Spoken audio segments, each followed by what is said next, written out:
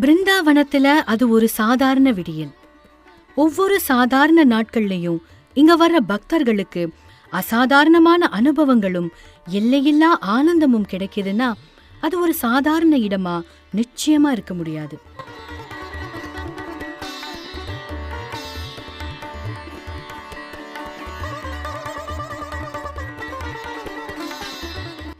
ஜன்மபூமிக்கு அருகே இருக்கிற பிருந்தாவனத்தை ஒரு அற்புத பூமியா மாத்துது இந்த பிரேம் மந்திர்.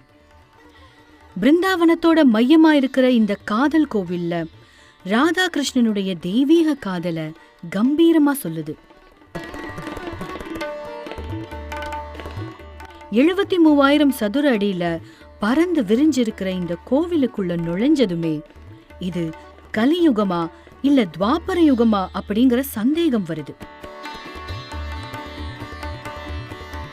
முழுக்க முழுக்க இத்தாலிய மார்பிள்களால உருவாக்கப்பட்டு கண்ணாடி மாளிகை மாதிரி வண்ணமயமா சுடர்விட்டு ஜொலிக்கிற மைய கோவில பாக்குறதா இல்ல சுற்றிலும் இருக்கிற மனதை மயக்கும் பூங்காக்களையும் நீரூற்றுக்களையும் சிற்ப அதிசயங்களையும் பாக்குறதான்னு மனசு தடுமாறுது.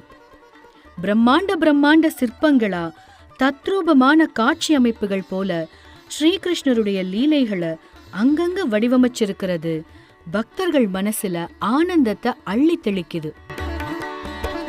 காளிங்கர் நர்த்தனம், நந்தவனத்தில் ராதை, கோபியர்களோடு கண்ணன், குருகுலத்தில் பலராமனோடு கிருஷ்ணன், பெரும் மழை பொழியும் கோவர்த்தனகிரி, இப்படி ஒவ்வொரு சிற்ப காட்சிகளா பார்க்க நாமும் அந்த கலையோடு தொலைஞ்சு சிலையோட ஐக்கியமாக மாட்டோமான்னு உணர்வு ஏற்படுது.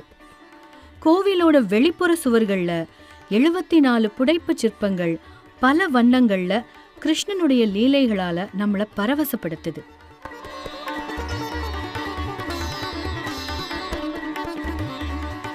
நேர்த்தியா அலங்கரிக்கப்பட்ட கோவிலுக்குள்ள கண்களையும் மனதையும் கவரும் அலங்காரத்துல கோலாகலமா சந்தோஷமே உருவா காட்சி தராங்க ராதையும் கிருஷ்ணனும்.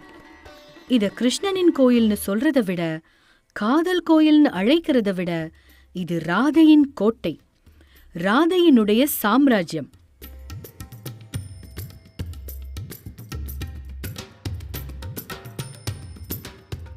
கோவிலினுடைய முதல் தளத்துல அடக்கமான அலங்காரத்துல பாந்தமா கம்பீரமா காட்சி தராங்க ராமரும் சீதையும்.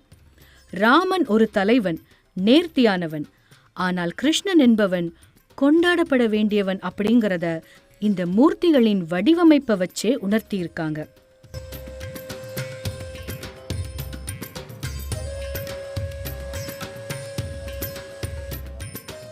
ராத்திரி நேரங்கள்ல இங்க நடக்கிற ஒளி ஒளி காட்சியை பாக்குற எல்லார் மனசுலயும் விஸ்வகர்மா படைச்ச இந்திரபிரஸ்தம் இப்படித்தான் இருக்குமோன்னு நிச்சயமா தோணும்.